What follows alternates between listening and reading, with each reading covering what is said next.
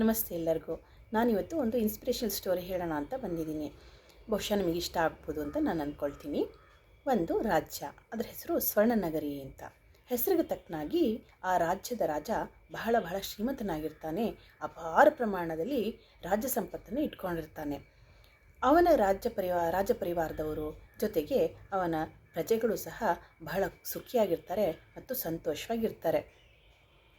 ಅವನಲ್ಲಿ ಎಷ್ಟು ಪ್ರಮಾಣದಲ್ಲಿ ರಾಜ ಸಂಪತ್ತು ಇತ್ತು ಅಂತಂದರೆ, ಅವನು ದೇಶ ವಿದೇಶಗಳಿಂದ ತರಿಸಿರುವಂತಹ ಅಪಾರ ಪ್ರಮಾಣದ ವಜ್ರ ವೈಡೂರ್ಯಗಳು, ಖಚಿತವಾದಂಥ ಆಭರಣಗಳು ಸಹ ಅವನಲ್ಲಿ ಇರ್ತವೆ. ಅವನ ಭಂಡಾರದಲ್ಲಿ ಅಪಾರವಾದ ಹಣ ಇರುತ್ತೆ. ಹೀಗೆ ಅದು ಹೇಗಿರುತ್ತೆ ಸಂಪತ್ತು ಅಂದರೆ, ಅಕ್ಕಪಕ್ಕದ ರಾಜ್ಯಗಳು ಅಸೂಯೆ ಪಡೋ ಮಟ್ಟದಲ್ಲಿ ಇರುತ್ತೆ. ಒಂದು ಸಲ ಏನಾಗುತ್ತೆ, ಈ ವಿಷಯ ಬಹಳ ದೂರ ದೇಶದ ಒಬ್ಬ ರಾಜನಿಗೆ ತಲುಪತ್ತೆ. ಆ ರಾಜ್ಕುಮಾರ್ ಹೆಂಗೆ ಅನಿಸುತ್ತೆ, ನಾನು ಹೋಗಬೇಕಪ್ಪ, ಈ ಒಂದು ರಾಜ್ಯ ನೋಡಬೇಕು, ಈ ರಾಜ್ಯದಲ್ಲಿ ಇಷ್ಟೊಂದು ಪ್ರಮಾಣದಲ್ಲಿ ರಾಜ್ಯ ಸಂಪತ್ತು ಇದೆಯಲ್ಲ, ಅದು ಏನು ಅಂತ ನಾನು ನೋಡಬೇಕು, ಈ ವಿಷಯ ನಾನು ತಿಳ್ಕೊಬೇಕಲ್ಲ ಅಂತ ಅವನಿಗೆ ಕುತೂಹಲ ಆಗುತ್ತೆ. ಅವನು ಈ ಸ್ವರ್ಣನಗರಿಗೆ ಬರ್ತಾನೆ. ಬಂದು ಅರಮನೆಗೆ ಬರ್ತಾನೆ. ಬಂದು ರಾಜಭಟ್ರ ಹತ್ರ ಕೇಳ್ತೇನೆ, ನಾನು ಹೀಗೆ ಮಹಾರಾಜನ ಭೇಟಿ ಆಗಬೇಕು ಅಂತ ಕೇಳ್ತಾರೆ. ಅವ್ರು ಬಂದ ವಿಷಯ ಏನಪ್ಪ ಅಂತ ಕೇಳ್ತಾರೆ. ಹೀಗೆ ನಾನು ಮಹಾರಾಜನ ಭೇಟಿ ಆಗಬೇಕು, ನಾನು ಅವರಲ್ಲೇ ಒಂದು ಮಾತನ್ನು ಕೇಳಬೇಕು, ಅವರಲ್ಲಿರುವಂಥ ಅಪಾರ ಪ್ರಮಾಣವಾದ ಆಭರಣಗಳಿರ್ಬೋದು ಅಥವಾ ಸಂಪತ್ತೇನಿದೆ ಅದನ್ನೆಲ್ಲ ನಾನು ನೋಡಬೇಕು ಅಂತ ನನಗೆ ಬಹಳ ಆಸೆ, ಮಹಾರಾಜನ ಒಂದು ಮಾತು ಕೇಳಿ ಅಂತ ಹೇಳ್ತಾರೆ. ರಾಜಭಟ್ರು ಬರ್ತಾರೆ. ಬಂದುಬಿಟ್ಟು, ಹೀಗೆ ಮಹಾರಾಜರೇ, ಹೀಗೆ ಬಹಳ ದೂರ ರಾಜ್ಯದ ಒಬ್ಬ ರಾಜ್ಕುಮಾರ ಬಂದಿದ್ದಾನೆ, ಅವನು ಇಂಥ ವಿಷಯ ಹೇಳಿದ್ದಾನೆ, ನಿಮ್ಮನ್ನು ಕಾಣಬೇಕು ಅಂತ ಹೇಳ್ತಾ ಇದ್ದಾನೆ ಅಂತ. ಈ ರಾಜನಿಗೆ ಬಹಳ ಆಶ್ಚರ್ಯ ಆಗುತ್ತೆ. ಏನಪ್ಪ, ನನ್ನ ರಾಜ್ಯಕ್ಕೆ ಭೇಟಿ ಕೊಡುವ ರಾಜರು ಯಾವುದೇದೋ ವಿಷಯಗಳ ಪ್ರಸ್ತಾಪ ಮಾಡ್ತಾರೆ, ಯಾರೂ ಯಾವತ್ತೂ ನನ್ನ ಭಂಡಾರದಲ್ಲಿರುವಂತಹ ಅಂತಸ್ತೆಷ್ಟು, ನಾನು ಯಾವ ಪ್ರಮಾಣದಲ್ಲಿ ಆಭರಣಗಳಿಟ್ಕೊಂಡಿದ್ದೀನಿ, ಇದನ್ನೆಲ್ಲ ಯಾರೂ ಕೇಳಿಲ್ಲ, ಇವನು ಯಾರಪ್ಪ ಅಂತ ಅವ್ರಿಗೆ ಒಂಥರ ಆಶ್ಚರ್ಯ ಆಗತ್ತೆ. ಮಹಾರಾಜರಿಗೆ ಆಶ್ಚರ್ಯ ಆಗಿ, ಆಯಿತು ಕಳಿಸಪ್ಪ ಯುವರಾಜನ ಅಂತ ಕೇಳ್ತಾರೆ. ಯುವರಾಜ ಬರ್ತಾನೆ. ಬಂದು, ಸ್ವಾಮಿನ್, ಹೀಗೆ ನಿಮ್ಮಲ್ಲಿ ಒಂದು ಮನವಿ ಇದೆ ನನ್ನ ಹತ್ರ. ನಾನು ನಿಮ್ಮ ಭಂಡಾರದಲ್ಲಿರುವಂತಹ ಯಾವ ರೀತಿಯ ಆಭರಣಗಳಿದೆ, ನಿಮ್ಮ ಭಂಡಾರದ ಗುಟ್ಟೇನು, ಇಷ್ಟೊಂದು ಪ್ರಮಾಣದಲ್ಲಿ ನೀವು ಇಟ್ಕೊಂಡಿರುವ ಗುಟ್ಟೇನು, ಇದನ್ನೆಲ್ಲ ನಾನು ತಿಳ್ಕೊಳ್ಬೇಕು, ನನಗೆ ಬಹಳ ಆಸೆ ಇದೆ. ನಾನು ಸಹ ಒಂದು ರಾಜ್ಯದ ರಾಜ ಆಗಿದ್ದೀನಿ, ನಮ್ಮ ತಂದೆಯು ರಾಜರು, ನಾನು ಯುವರಾಜ, ತಿಳ್ಕೊಳ್ಬೇಕು ಅನ್ನೋ ಆಸೆ ನನಗಿದೆ ಅಂತ ಹೇಳ್ತೀನಿ. ಆ ರಾಜ್ಕುಮಾರ ನೋಡೋಕ್ಕೆ ಬಹಳ ಸ್ಫುರದ್ರೂಪಿಯಾಗಿರ್ತಾನೆ, ಅಷ್ಟೇ ಬುದ್ಧಿಶಾಲಿಯಾಗಿ ಸಹ ಇರ್ತಾನೆ. ಇದನ್ನು ನೋಡಿ ಮಹಾರಾಜ ಹೇಳ್ತಾರೆ, ಆಯಿತು, ಖಂಡಿತ ನಿನ್ನ ಕೋರಿಕೆ ನಾನು ಈಡೇರಿಸ್ತೀನಿ, ಆದರೆ ಇದರಲ್ಲಿ ಒಂದು ಷರತ್ತಿದೆ ಅಂತ ಹೇಳ್ತಾರೆ. ಅದಕ್ಕೆ ಏನು ಷರತ್ತು ರಾಜ್ರಿ ಅಂತ ಕೇಳ್ತಾರೆ. ಆವಾಗ ರಾಜ ಹೇಳ್ತಾನೆ, ನೋಡು, ನಾನು ನಿನಗೆ ಒಂದು ಗಾಜಿನ ಬಟ್ಟಲಲ್ಲಿ ಎಣ್ಣೆಯನ್ನು ಹಾಕಿ ನಿನ್ನ ಕೈಗೆ ಕೊಡ್ತೀನಿ. ನೀನು ಅದನ್ನು ನಿನ್ನ ಬೊಗಸೆಯಲ್ಲಿ ಇಟ್ಕೊಂಡು ನಮ್ಮ ಅಂತಃಪುರದ ಎಲ್ಲ ಕೋಣೆಗಳಿಗೂ ಹೋಗಬೇಕು. ಹೋಗಿ ನೀನು ವಾಪಸ್ಸು ನನ್ನ ಹತ್ರ ಬರಬೇಕು. ನೀನು ಬರಬೇಕಾದ್ರೆ ಅಥವಾ ಬರುವಷ್ಟರಲ್ಲಿ ದಾರಿಯಲ್ಲಿ ನೀನು ಎಲ್ಲೂ ಒಂದು ಹನಿ ಎಣ್ಣೆಯನ್ನು ಸಹ ನೆಲಕ್ಕೆ ಚೆಲ್ಲಿರಬಾರ್ದು. ಹಾಗಿದ್ರೆ ನಾನು ನನ್ನಲ್ಲಿರುವ ರಾಜ್ಯ ಭಂಡಾರವನ್ನು ನಿನಗೆ ತೋರಿಸ್ತೀನಿ ಅಂತ ಹೇಳ್ತೇನೆ. ಇದಕ್ಕೆ ತುಂಬ ಖುಷಿಯಾಗತ್ತೆ. ಅಷ್ಟೇ ತಾನೇ, ಆಯಿತು ಅಂತ ಹೇಳ್ತಾರೆ.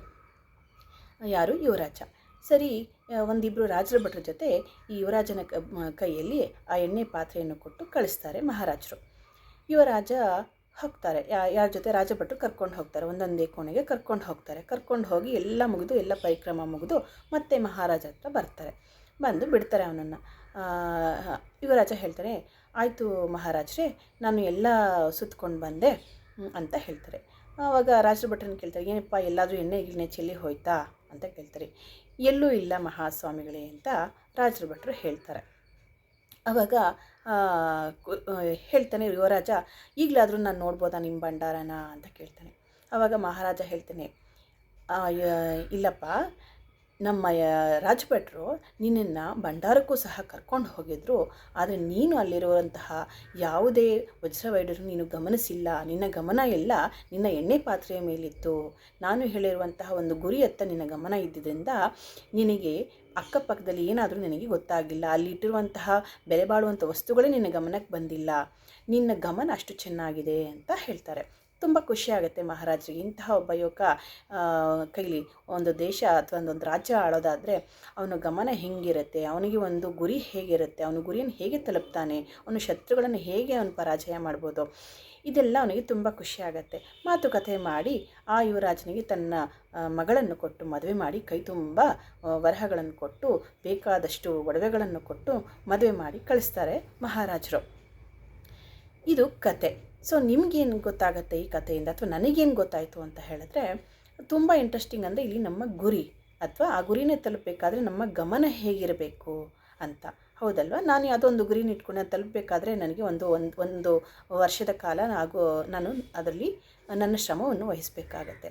ಅದು ಲಾಂಗ್ ಟರ್ಮ್ ಗೋಲ್ ಇರ್ಬೋದು, ಇಲ್ಲವೋ ಶಾರ್ಟ್ ಟರ್ಮ್ ಗೋಲ್ ಇರ್ಬೋದು. ಯಾವುದೇ ಇದ್ದರೂ ಸಹ ಆ ಗುರಿಯತ್ತ ನನ್ನ ಗಮನ ಸಂಪೂರ್ಣವಾಗಿರಬೇಕು. ಮತ್ತು ಆ ಗುರಿಯತ್ತ ನಾನು ಸಾಗುವಾಗ ನನಗೆ ಯಾವುದೇ ರೀತಿಯ ಅಡಚಣೆಗಳು ಬಂದರೂ ಸಹ ನಾನು ಅದನ್ನು ಜಾಸ್ತಿ ಗಮನಿಸಬಾರ್ದು ಅಥವಾ ವಿಚಲಿತರಾಗಬಾರ್ದು. ಹೌದಲ್ವ? ನಮಗೆ ಕಾಲೆಳೆಯೋರು ಇರ್ತಾರೆ, ಅಪಹಾಸ್ಯ ಮಾಡೋರು ಇರ್ತಾರೆ. ಅದ್ಯಾಕೆ ಬೇಕೋ, ಅದನ್ನು ಮಾಡೋಕ್ಕೆ 1000 ಜನ ಇದ್ದಾರೆ, ನೀನು ಯಾಕೆ ಮಾಡ್ತೀಯಾ ಅಲ್ವಾ? ಈ ಥರ ನಮಗೆ ಕಾಲೆಳಿತಾರೆ.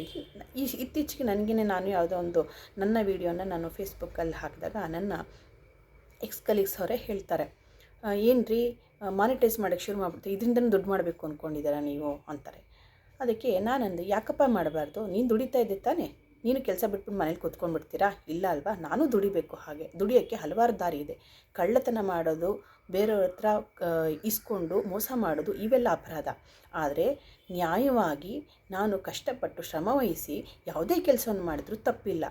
ಹಾಗೆ ಮಾಡಬೇಕಾದ್ರೆ ನನ್ನ ಗಮನ ನನ್ನ ಗುರಿಯತ್ತ ಇರಬೇಕು ಅಂತ. ನಾನು ಸಾಗುವ ದಾರಿ ಎಷ್ಟು ದೂರ ಇದೆ, ಅದಕ್ಕಿರಬಹುದಾದಂತಹ ಹೆಜ್ಜೆಗಳು ಎಷ್ಟಿದೆ, ಅದಕ್ಕೆ ನಾನು ಯಾವ ರೀತಿ ನಾನು ಪರಿಶ್ರಮ ಹಾಕಬೇಕು, ನನ್ನ ಸಮಯ ಎಷ್ಟು ವ್ಯಯಿಸಬೇಕು, ಅದಕ್ಕೆ ನಾನು ಹಣಕಾಸನ್ನು ಎಷ್ಟು ನಾನು ಅದಕ್ಕೆ ಬಂಡವಾಳವಾಗಿ ಹಾಕಬೇಕು, ಅದರಿಂದ ಯಾರಿಗೂ ಉಪಯೋಗ, ಎಲ್ಲಕ್ಕಿಂತ ಮುಖ್ಯ ಅದು ಯಾರಿಗೂ ಉಪಯೋಗ, ಯಾರಿಗೆ ನಾನು ಸರ್ವಿಸ್ ಮಾಡ್ತಾಯಿದ್ದೀನಿ, ಯಾರಿಗೆ ನಾನು ಸರ್ವ್ ಮಾಡ್ತಾಯಿದ್ದೀನಿ, ಇದೆಲ್ಲ ಒಂದು ರೂಪುರೇಷೆ ಹಾಕ್ಕೊಂಡಾಗ ಬಹುಶಃ ನಾವು ಗುರಿಯನ್ನು ತಲುಪುವುದು ಕಷ್ಟ ಅನಿಸಿದ್ರೂ ಸಾಧ್ಯ. ಹೌದಲ್ವ? ಕಷ್ಟ ಸಾಧ್ಯ ಆದರೂ ಸಾಧ್ಯ ಆಗತ್ತೆ. ಕೆಲವರಿಗೆ ಸುಲಭ ಆಗ್ಬೋದು, ಕೆಲವರಿಗೆ ಅವರ ಪರಿಶ್ರಮಕ್ಕೆ ತಕ್ಕಂತೆ ರಿಸಲ್ಟ್ ಬರೋ ಚಾನ್ಸಸ್ಸು ಇರುತ್ತೆ. ಸೊ ನನಗೆ ಈ ಸ್ಟೋರಿ ಅಥವಾ ಇದರ ಒಂದು ಮಾರಲ್ ಬಹಳ ಇಷ್ಟ ಆಯಿತು. ನಿಮಗೂ ಸಹ ಇಷ್ಟ ಆಯಿತು ಅಂತ ನಾನು ಭಾವಿಸ್ತೀನಿ. ಇಲ್ಲಿವರೆಗೆ ನನ್ನ ಕಥೆಯನ್ನು ಕೇಳಿ, ನನ್ನ ಮಾತನ್ನು ಕೇಳಿದ್ದಕ್ಕೆ ತುಂಬ ಧನ್ಯವಾದಗಳು. ನಮಸ್ಕಾರ.